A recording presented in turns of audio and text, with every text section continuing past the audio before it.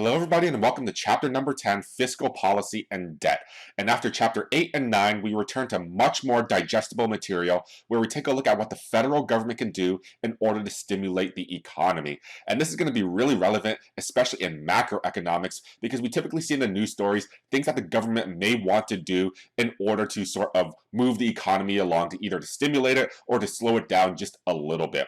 So there are a lot of political implications of politics and economics, and we're all going to see that come into play within this particular chapter. So starting off, we're going to start pretty simple, just do the typical economic analysis, but we're going to also learn about where the federal government spent its money on and what type of deficit, debt, or surpluses we have been running over the past history, over the course of U.S. history. Then when we take a look at this, we're going to take a look at the tools that the federal government has at its disposal to stimulate or to sort of move the economy along. What can it use to sort of say, hey, I want to influence where the economy is heading or smooth out its business cycle. There are three specific tools that we can take a look at.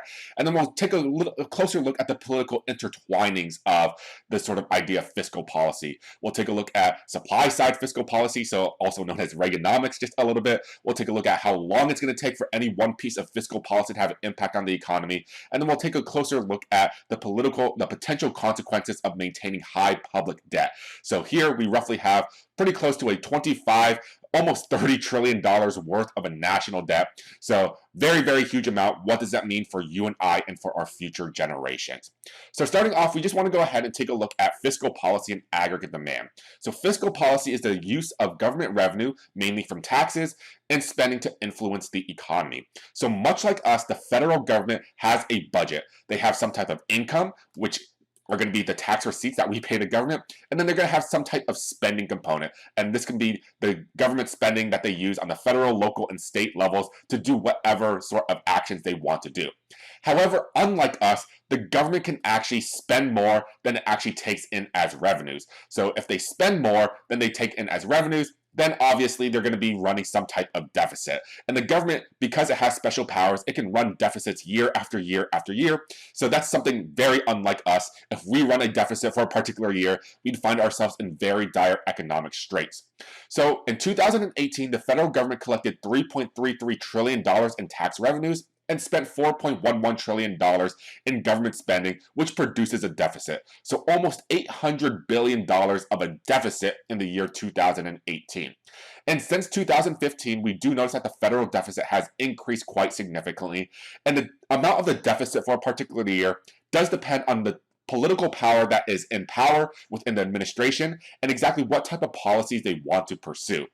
So like we said before, there are going to be a few differences between a few terms, and you really don't want to sort of confuse them. There's deficit, there's debt, and then there's surplus. So deficit and surplus are going to be just for a given year, while the national debt means the sum of all past surpluses and deficits. So the deficit for 2018 was roughly about $800 billion, but the national debt is closer to right around $20 to $23 trillion. Right now, it's pretty close to $25 trillion worth of a national debt. That's a huge amount. So that means since the United States' inception, we've actually spent $25 trillion more than we've actually taken in as tax revenues. It's something insane along those lines. But we can take a closer look at the deficit year by year and see exactly how this is all coming into idea of what type of policies the political party in power has in mind and exactly what it wants to do for this particular year. So in 2009 all the way to 2019, that's the data that's the available data that's given to us. So in 2008, 2009, this was President Obama's first years in power, and we see that the deficit for these given years is actually quite high. So for 2008, it was roughly about $1.2 trillion. For 2009, $1.4 trillion. 2010, another $1.2 trillion. So all these positive numbers here just say that we've actually spent more money than we've taken in as tax revenues. And during President Obama's first years in office, what were the type of policies, what were the things that he did when he was in power? Well, the first years, 2008, 2009, this is where the bailout, the huge stimulus in order to get us out of the sort of Great Recession, this is the first thing that he did. So we see a very huge increase in the deficit during these years. And then we also see huge increases in the following years as well, because this is where he pushed his Obamacare or healthcare for all sort of policies. So during his first years in administration, we see very huge increases in the deficit because we spent a lot more money than we actually took in his tax revenues. But then in his second term in office, we see that the deficit was declining just a little bit. We didn't spend as much money. So here we go from the $1 trillion of deficits every single year to roughly about 600, 500, and another 450 $1 billion in a deficit.